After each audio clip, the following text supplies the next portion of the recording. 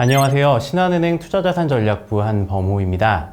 오늘은 2021년 하반기 투자 전략을 소개해드리고자 안은행님을 찾았습니다.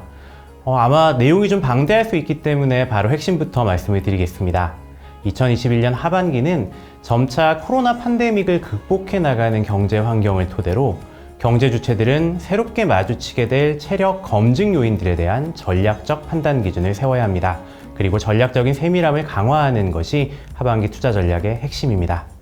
아울러 맥락 측면에서는 지난해 연말 발표를 드렸던 2021년 연간 투자 전략의 세계관도 그대로 이어봤습니다. 그러면 2021년 연간 투자 전략에 대한 이야기를 드려야겠죠? 지난 연말의 자료입니다. 지난 연간 전략의 제목은 브릿지 오버 트러블드 월드였어요. 험한 세상의 다리를 건너가자, 이런 제목이었는데 상반기를 돌이켜보면 실제로 코로나 때문에 좀 혼란했던 세상 트러블드 월드를 백신 접종이라든가 다각적인 정책 노력을 통해서 다리, 브릿지를 건너왔다, 이렇게 생각이 됩니다. 그리고 이제는 우리가 건너가고 있는 다리 너머의 세상이 조금씩 보이는 것 같아요. 이건 정상화의 세상인 것 같은데 여기는 투자자들에게 나름의 설레임을 주기도 하지만 긴장감도 동시에 던지는 것으로 판단을 합니다. 마치 우리가 해외여행을 갈 때 국경선을 넘어가는 과정에서 마주치는 출입국 관리소 같은 느낌과도 유사해 보입니다. 이런 생각을 해야 됩니다. 코로나 뉴노멀은 어떤 모습으로 우리에게 다가올까? 또 기존 성장 경로와 어떻게 연결이 될까? 지난 상반기에 급부상했던 물가 스트레스는 어떻게 정리가 될까? 이러한 이야기들이 우리가 검증받아야 되는 경계선 항목의 대표 주자들입니다. 그 이외에도 통화라든가 재정정책의 변동 여부, 또 증세와 ESG 등으로 설명할 수 있는 다양한 표준화 작업 등도 새로운 경계선입니다. 이러한 모티브를 토대로 2021년 하반기 신한은행 투자자산전략부의 투자 전략 제목을 말씀드리겠습니다. 경계선의 불빛이라고 이야기할 수 있는 Lights of Borderline, 이것이 저희 하반기의 투자 전략입니다. 혼란한 세상을 극복하는 과정에서 마주치는 국경선, 경계선을 인지하고 그 경계선을 넘어가기 위한 다양한 기준점들, 어떤 게 있을지 지금부터 하나하나 말씀을 드려보겠습니다. 투자 전략 키워드로 Lights of Borderline을 말씀을 드렸습니다. 각각 해당하는 철자들, Lights를 구성하는 철자 L, I, G, H, T, S, 각각의 이야기들을 드려보겠습니다. 먼저 L, 유동성 변곡입니다. 하반기 금융시장에서 가장 많이 검증하게 될 이야기가 미국 중앙은행의 유동성 속도 조절 가능성, 아마 리퀴디티 체인지일 것 같습니다. 중앙은행이 매입하고 있는 자산들의 규모를 조금씩 줄여나가는 테이퍼링에 대한 이야기일 텐데 아마 하반기에 이 일정은 굉장히 구체화될 것 같습니다. 그리고 실제 테이퍼링 착수는 2022년 상반기 정도로 전망을 하고 있습니다. 테이퍼링 이야기는 전략적인 접근 포인트들을 생각을 하셔야 됩니다. 한 3가지 정도가 있어 보이고요. 첫 번째는 자산 매입 속도 조절이라는 테이퍼링은 긴축 전환으로의 정책 전환까지 뜻하지는 않는다. 이게 중요합니다. 그리고 두 번째 이슈는 테이퍼링 자체는 2021년 상반기에 이미 시장에 잡음을 한번 일으켰기 때문에 일정 부분 시장 참여자들이 소화하고 있다는 점도 생각을 하셔야 됩니다. 세 번째로는 지난 2013과 14년도 테이퍼링 이벤트가 금융시장에 작용을 했기 때문에 당시의 반응을 함께 챙겨두는 점도 생각을 하셔야 됩니다. 보시는 것처럼 2014년 1월부터 10월까지 실제로 미국 중앙은행이 자산 매입 속도 조절에 나섰던 시점에 뉴욕 증시는 흔히 말하는 밸류에이션, PER의 상승세가 주춤했던 모습을 알 수 있습니다. 이는 개별 주식의 적정 주가를 산출하는 과정에 안정적인 이익 모멘텀이 굉장히 신뢰를 많이 높여갈 개연성으로 연결이 됩니다. 예를 들어 기술력이라든가 브랜드 가치가 높고 안정적인 시장 점유율을 토대로 가격 결정력을 지니고 있는 1등 기업들에 대한 압축화 전략, 이러한 부분들을 생각할 수 있습니다. 다른 한편으로는 지난 상반기에 테이퍼링 이야기가 시장의 회자가 된 상황이긴 하지만 과거 2014년 말 테이퍼링 종료 시점을 앞두고 금융시장 변동성이 재차 확대됐던 기업도 생각을 하셔야 됩니다. 이는 테이퍼링이 혹시라도 긴축 정책으로까지 전환 우려를 시장에 자극하게 될 경우에는 아마 시장이 좀 높은 변동성으로 직면할 수 있다는 점을 생각해야 되기 때문입니다. 올해 하반기 시장이 긴축에 대한 이야기까지 나오게 되면 변동성이 확대될 수 있다. L에 대해서 가장 증명해야 되는 포인트입니다. 두 번째는 I, 인플레이션 연속성입니다. 앞서 긴축 정책으로의 급격한 전환 가능성에 대한 이야기도 드렸는데요. 실제로 이렇게 정책이 바뀌려면 아마 물가 부담이 그 핵심 변수일 겁니다. 기본적으로 하반기 글로벌 물가는 공급망의 정상화 속도라든가 경제활동 재개에 따른 서비스업 회복 속도의 함수라고 생각을 합니다. 그리고 아직까지 사실 고용시장이 완전히 회복하지 못하고 있기 때문에 긴축 정책으로의 급격한 전환까지 전개될 상황은 아니라고 생각을 합니다. 다만 예상보다 조금 높은 인플레이션 환경을 이끌어낼 수 있는 요인들이 증가하고 있다는 점도 잊지 않으셨으면 좋겠습니다. 대표적인 경로는 이런 겁니다. 코로나19를 지원하기 위한 돈들이 실물 경제로 유입될 가능성이 있어 보입니다. 이거는 국가를 막론하고 가처분 소득을 증가시킬 수 있고요. 이거는 미뤘던 소비들, 어쩌면 연말 소비일 수도 있어요. 이걸 자극할 가능성도 있습니다. 연말 소비가 자극이 된다면 기업들은 좀 밀어놨었던 재고를 좀 재축적하거나 투자를 이끌어 나가는 선순환 경로로도 빠져나갈 수가 있습니다. 이러한 활동들은 굉장히 정상적인 경제활동이기 때문에 선악의 판단 문제는 분명히 아닙니다. 그리고 이러한 이야기들은 선진국 소비라든가 금융섹터, 또 산업금속과 같은 업종에게는 나름의 기회 요인이 될 수도 있습니다. 대신 인플레이션이 속도 측면에서 어느 속도까지 안정적이야 라든가 레벨로 2% 중반까지 버틸 수 있어? 이렇게 선을 그어내기는 좀 어려운 문제인 것 같습니다. 그 이외에도 정부가 만들어낼 수 있는 물가 준동 요인들이 좀 상존해 있어 보입니다. 인프라 투자를 가속시킨다거나 ESG를 강조함에 따른 환경 비용이 기업들에게 떠넘겨지거나 이러한 이야기들은 지금 생각하는 것보다 인플레이션 속도를 높일 수 있다는 점에서 면밀한 점검이 요구될 것 같습니다. 세 번째는 G, 정책 주도력입니다.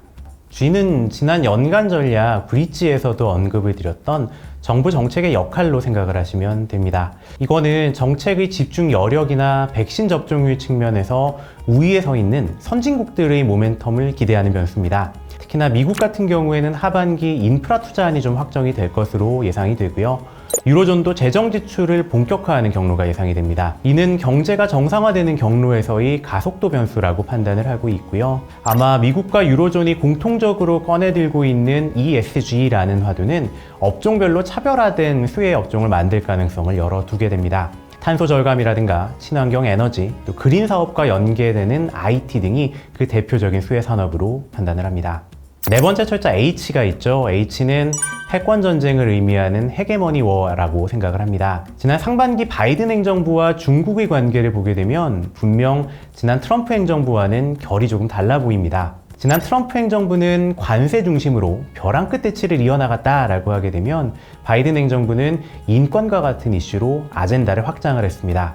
그리고 미래 인프라를 선점하기 위해서 공동 전선을 구축하려는 모습도 나타나고 있습니다. 미국과 유로존, 공급망을 새롭게 짜겠다 이런 디테일들이 그 대표적인 예입니다. 아마도 앞서 더딘 고용시장 정상화라든가 돌발적인 물가 상승 우려를 언급을 했는데 이거는 교역 마찰이 발생하게 되면 좀 손실이 많이 생긴다라는 측면에서 G2모도 하나의 명제로 받아들일 것 같습니다. 극심한 관세 측면의 대립이 나타나기 쉽지 않을 것 같아요.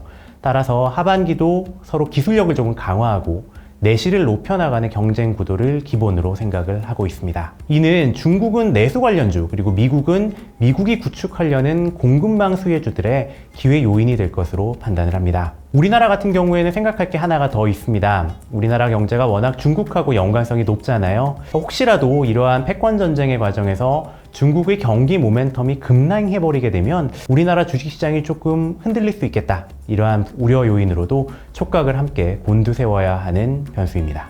라이츠의 T가 남았죠. T는 잠재적인 리스크 요인으로 생각을 하고 있습니다. 증세하고 규제 강화, 텍스 앤 레귤레이션의 머리 글자입니다. 지난 상반기에 우리는 미국이 법인세율을 높일 것이라든지 G7 차원에서 글로벌 최저 법인세를 15%로 설정할 거다 이런 이야기를 이미 접했습니다. 그리고 하반기에는 다국적 기업들의 조세 회피를 차단하려는 등의 조치가 조금은 더 촘촘해질 것으로 예상이 됩니다. 다행히 기업 활동이 좀 회복이 되고 경제 활동이 정상화되는 구간이기 때문에 증세 이슈가 시장의 방향성 자체를 훼손하지는 않을 것 같습니다. 다만 세상이 좀 바뀌고 있어요. 자본에 대한 인식이 변화하고 세원을 확보해야 된다는 필요성이 전 세계적인 트렌드 변화를 이끌어가고 있어서 주목하고 있습니다. 아마도 실제로 기업들이 실적이 영향을 언제 받을까?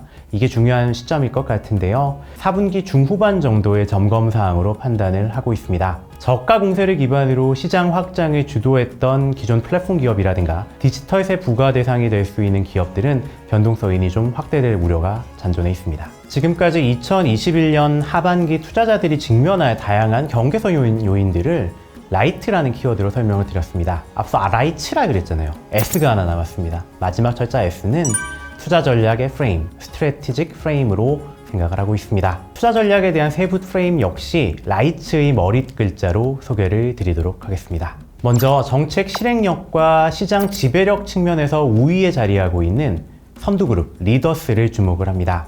국가단에서는 선진국, 그리고 기업단에서는 기술력과 브랜드 파워를 지닌 1등 기업들이 주요 대상으로 판단합니다. I, 인플레이션 플레이에도 동참하는 전략을 요구합니다. 소득과 소비의 순차적인 회복은 선진국 소비라든가 금융, 컨텐츠, 산업금속 등의 경기 민감주들이 로테이션으로 연결될 가능성이 커 보입니다. 누차 강조드리고 있는 ESG 모멘텀은 G로 설명할 수 있는 그린 산업으로 대표될 수 있다고 판단을 하고요.